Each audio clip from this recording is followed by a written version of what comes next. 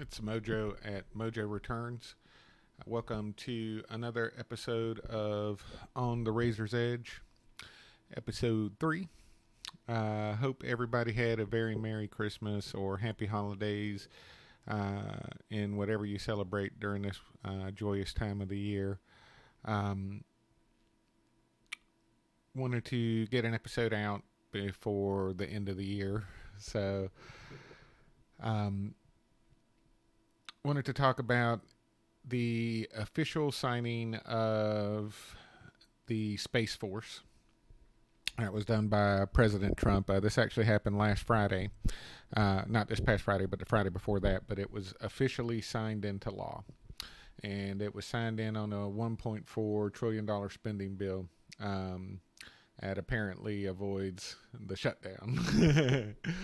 But with this signing, we now officially have our sixth branch of military.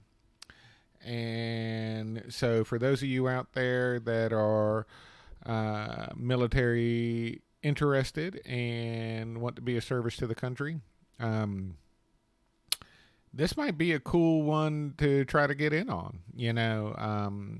Honestly, if I was younger, I'd consider it, and I've never been very military oriented in terms of wanting to go into the military. I'm very thankful for everybody's service, but I don't think the military was quite for me.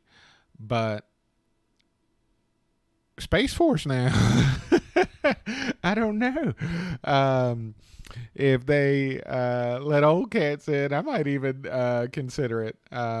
In today's economic times, our economy may be, stock market may be strong and we may be at low unemployment, but nothing is secure, and that's just life, So, a good way that you can still get a pension is to do military service.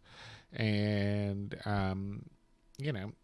here's something related to space. I know most of the people out here that are watching this are big space heads like myself. And so, yeah, I'm very interested in what opportunities may come from the Space Force. So it's really cool. And I'm very excited to see that. Now, with it, of course, comes a whole lot of criticism. And one of the surprising places that criticism is coming from is, of all places, China. So China calls our Space Force a direct threat to peace and serious violation of international consensus. Now, I don't know what that means. I don't know why our Space Force would be a serious threat to peace, and why China is so deeply concerned about it and opposed to it. But it is interesting. It's interesting that they commented on the fact that we are trying to create this sixth military, or I guess not trying to, we have created this sixth military branch of government. And I couldn't really find anything other than China has rapidly developed its own space force.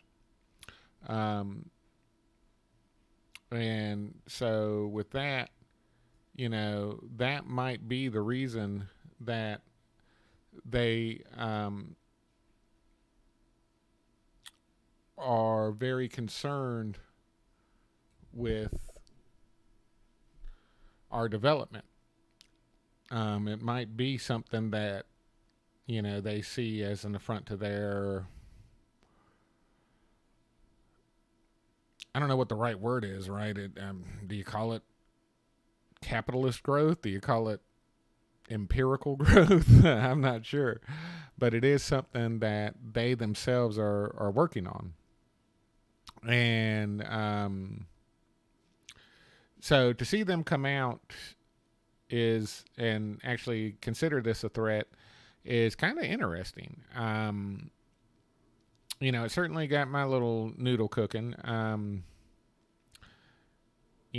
I hope that this is the case. I would like with both programs to work to maintain lasting peace and tranquility in outer space. And I'm sure as we get out there, we're going to find that there are beings and entities out there that, you know, may want to ensure that too. So it may be over both the U.S.'s and China's pay grade to get out there and think that, it's in either of our country's futures to be the current dominating force or factor in in decisions in space once we get out there and really see who and what's really out there. But I can't wait. I hope, we got to be careful as we get out there because, for those of us in the UFO community, we pretty much know that there's beings out there. Some of them good, some of them neutral, and some of them not so good, and that's life, and it really depends on your perspective on what's good and what's evil, I guess. I remember watching a Doctor Who episode where the doctor said, I haven't met too many truly evil things. Most of them are just hungry.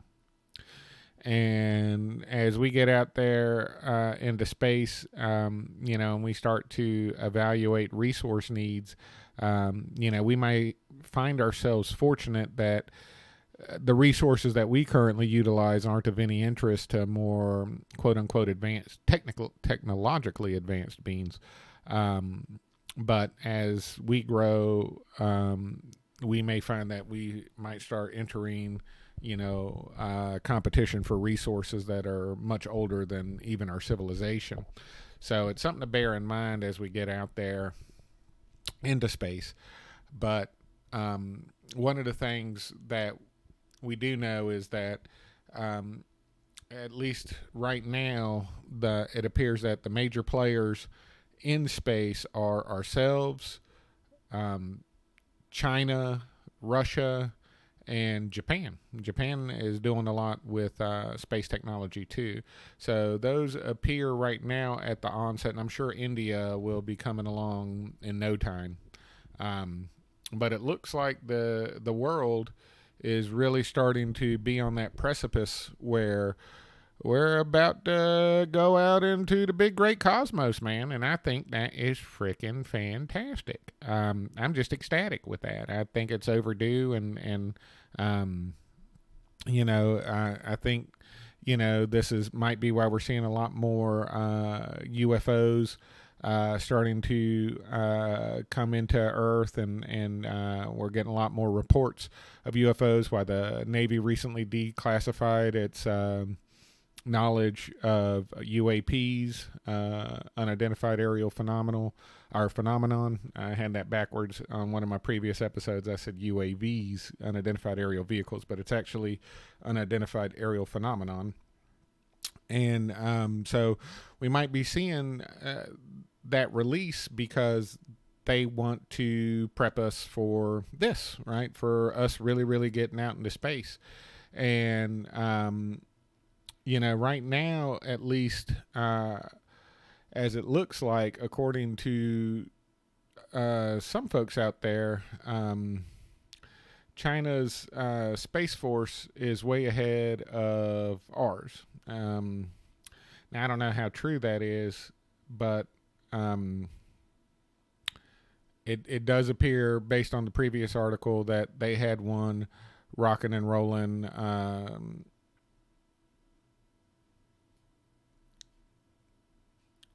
What does that say? Let's see. They first sent a crewed mission into space in 2003, and in 2007 launched an unannounced missile strike against its own defunct satellites. But it looks like, since 2003, they've been working on their own space campaign. Um, so I don't know exactly how far ahead they are in terms of technology. I know thanks to the Bush administration, with their global dragnet, they opened up a lot of security holes, and China was able to get a lot of our intellectual property from a lot of our corporations, and they have a very, very aggressive hacking network. I mean, their cyber teams are very strong, very competitive with the U.S. And in fact, one of the recent articles, I don't have this up here, but one of the recent articles was that they have learned how to bypass two-factor authentication. In a lot of things, they can just fake. Well, all they need is one valid secure ID token, and boom, they can use that to access any of the systems. So they've learned how to they just need one two-factor, and they're good to go. And they can use that to on any account, apparently. But they've got a very strong technological team. Their technology team is world renowned. I mean, the fact of the matter is we just caught up to the fact, and it was actually a European research agency. I want to say a Dutch, if my memory serves me correctly, a Dutch agency that discovered that China was doing this. So we just caught up to the fact that their hacking group has gotten this strong. So I'm not sure where they are with their space program, but their cyber team is pretty robust, and that's something to bear in mind. If they're that advanced with their cybersecurity teams, it stands to reason that with other mathematical and engineering areas that they are going to be on par or past some of the places that we are. Not to say everything. Like I said, a lot of the stuff that they have done, a lot of the tools and techniques, they got from us. But, now they've had time to expand upon those and bring their own flair and their own modalities. So, it's interesting. I would love to know where they are in terms of their space tech, and I hope they share more of that. They did have a thing where they displayed some of their new technology, and this was one where it's basically a helicopter prototype, and it looks like a UFO. And I thought this was interesting. There's a lot of articles on whether or not this is really real or whether or not it'll work. Or if it's a big hoax. But it does show that they're trying things, and who knows?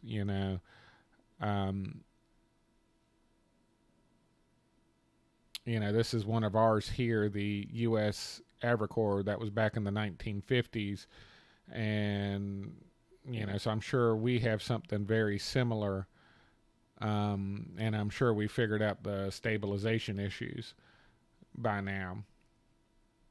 But it is interesting to see them start bringing this stuff in, and this particular one is manned, but eventually, things like this, they'll be able to do unmanned aerial vehicles like this as well. But this is just the start of this, and there wasn't any flying going on in this particular one. In terms of the demonstration, they just kind of showed it there on the blocks. But it's cool, man. And one of the things that I thought was interesting about the Chinese wing there is it kind of reminded me of the Sumerian symbol, the flying symbol.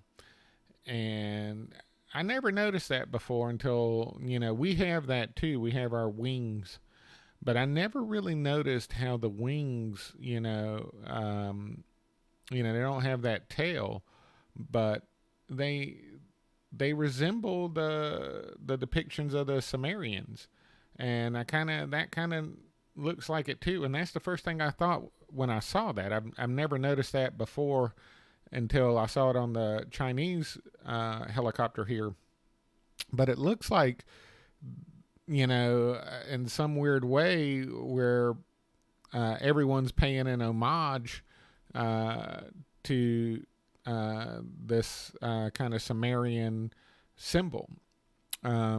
So I find that interesting, and that may just be a coincidence, but I'm old enough now to know that there's no such thing as coincidences in life. And so that's just something really cool to take note of, is that, that symbol is very reminiscent of the flying Sumerians with the wingspan and the three levels of wings. It's you got your 1, 2, 3 there. Now they cut the tail off, but they have that center circle there, and they put the person in the center, like you can see with some of these pictures here. You have your Sumerian in the center, basically to serve as the pilot of the vehicle, but here they put their particular star. But it is interesting, it is something to take note of, and something that gets my noodle going. And, it just makes me wonder, like in my last episode, I talked about that giant UFO that was seen in California. Was that an actual UFO, or was that just one of our vehicles? And when you start going and doing research into the old aircrafts, this is old stuff here that they're showing, these U planes, the SR-71 Blackbird. Everybody knows about that, but that was a Area 51 plane. And it's now retired. It suspended its flights in 1989, but this was huge. And so was the B-71 stealth bomber. And this also the stealth fighter. Both of those, the stealth fighter and the stealth bomber, were Area 51 aircraft. So these are some older ones here. And that's a Russian one. But these craft, like I said, these are some older stuff that has been going on. This is the Bird of Prey from 1996, right? I mean, we're talking about 30-year-old planes. And back in the 1990s, this was one that was rumored to be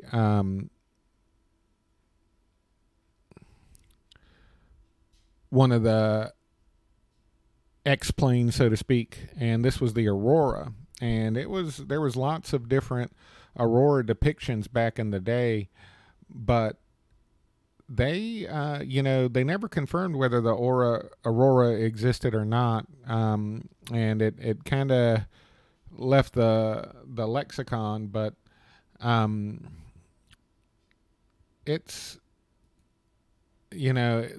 experimental spacecraft has been going on for a long time, and here is a list of X-planes that you can get on Wikipedia, and it kind of goes over the different X-planes that have been developed, and it's really cool. And I'll put these links in the video description for you guys and gals and my little wildcats to take a look at, because it's really cool to see some of this stuff. I mean, this again from 1998, that was one I think that would piggyback on the shuttle, be launched by one of the space shuttles, if I remember correctly. And but you can see these designs here, and they're really cool. and they cover a lot of the X planes up into the 2000s. So, it's a cool little list that kind of can get you up to date on some of the stuff. Um, this is the new one, I think, that they're getting ready to release, the X59. There's one or something similar to the X59, I guess, based on the X59, but they're already talking about releasing a replacement for the Concorde. That's probably based on this technology, but this was one from a supersonic plane from just 2018, according to Wikipedia. Now, I wanted to see, what you could find for the ones produced by China. And there is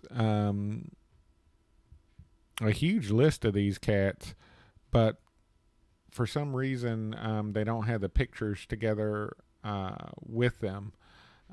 So you click on the links, you can kind of go there. I did like the other format better, but here is some of the stuff that China's working on that kind of give you an idea of some of the different kind of vehicles that China's been working on, which is pretty cool.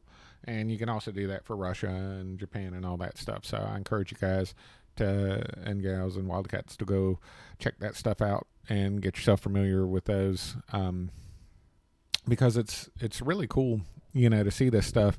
And it's also cool to kind of know as if you're in the UFO community, what's ours, what's theirs, and what's out theirs,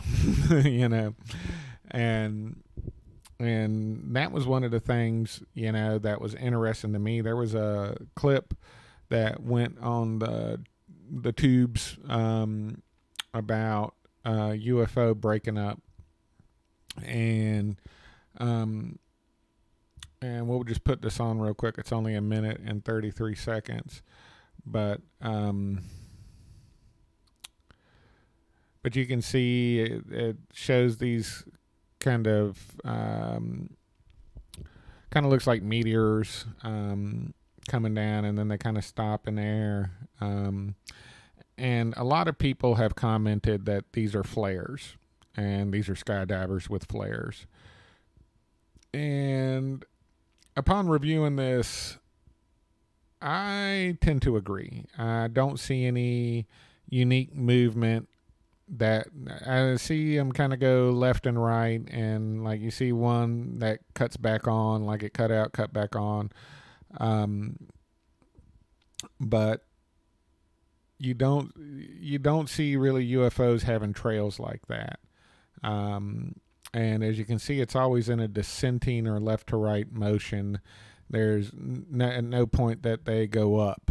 And so I don't think that this is a true UFO event like we saw with the giant one over in California, where we saw the actual aircraft, and you can check out my previous video on that.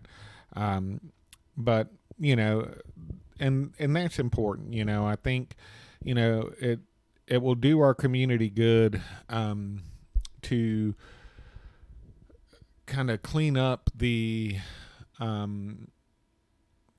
what's real and what isn't. You see a lot of different things posted, and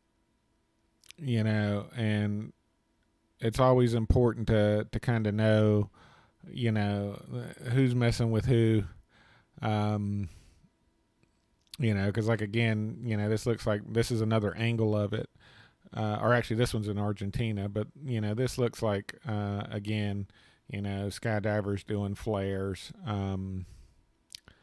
I just don't see now. This, I don't know if this is CGI, but like this, yeah, if you saw something like this, going up and back around again, that joker just cooking. then you'd be like, yeah, that's UFO. It's really hard to tell. A lot of stuff with CGI. You got to be careful out there. But that's what I think's good. You know, the community kind of came to look at this particular one, and they were quick. Even in the comments, you can see flares, and this was true in the comments on some of the other areas too. And you know, I kept an open mind to it. I looked at the video myself, and you know, like I said, it didn't look like anything like you see in even the military released stuff, where you know you see these crafts just do an incredible maneuvering. There's no real maneuvering here. It's just kind of slow, steady descent, and it kind of looks like they're, you know, hanging there, but they're really always in a downward descent. Um, and it's just flares. You know, I firmly believe that too. So it's unfortunate. I would like to see some more UFO activity, but you know, it is what it is. Um, but what's cool about it is that our community is good to identify these things and try to keep the BS out, so to speak, the false videos out. And so I'm thankful for that. You know, it's a cool little vid to look at, but I tend to agree with most of the community that this particular one isn't an actual UFO.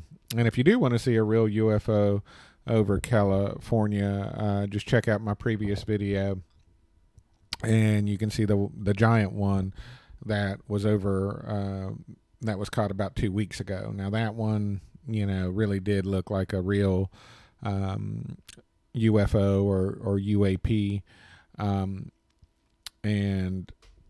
you know, that was a cool one to check out. And I think that's going to wrap it up for me. I just wanted to kind of go over some of the cool things, like, you know, really excited about the Space Force actually being officially signed now. That's just incredible. You know, I'm sure it was something that you know, everybody wanted. They try to joke about it being Trump's deal, but it wouldn't be legislation and sitting before him if it wasn't something that both parties didn't want. So there's that. You know, it's really ushering us into a new age.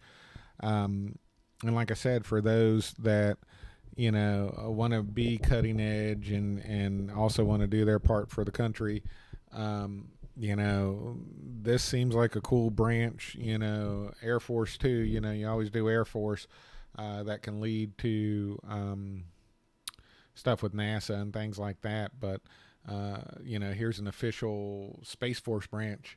So, you know, if I was younger, you know, I might consider it, man. I really might. I'm not a said I'm very thankful for the service of our patriots that get out there and do this heavy lifting for us so we can have a safe and secure country.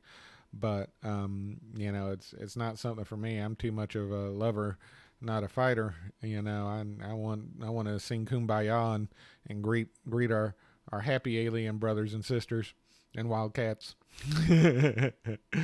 But you know, that's why we have these different parts of our personality. We have our folks that get out there and dig for us and that really care about us and work hard to keep us safe, and I'm very thankful for that. And here is, you know, and here's a chance for some of us who, like I said, myself, you know, I wouldn't normally consider a military type of service, but Space Force, you know, is something that if I was younger, you know, I might actually really consider going into that. And it's a good way to get a pension. You know, it's one of the few places you can still get a pension, you know. And as I've gotten older and realizing less and less the security that's out there as you get older, and how important financial security is, it's really something to consider if you're early on in life, and I'm not sure of what to do. It does open a new door, um, for people like us, who um, you know want to do something cool but are just having a hard time trying to figure out how to get there. And that's why I do this podcast. I came across podcasting, and I was like, hey, that's something cool I can get out there and do. And I appreciate everybody support. I'm still trying to reach 100 subscribers. So please like and subscribe. Real big help to me. Um, and it'll help me join a nice little creator community I want to be a part of. Um, but they do need you to have 100 subscribers and a certain amount of videos. I think I'm getting to the video point. But would like to have that subscriber count, so I'm not going to beat a dead horse on that. Please like and subscribe if you don't mind, and at least just please keep watching. I'm thankful for all the people who watch, and I hope you find this interesting.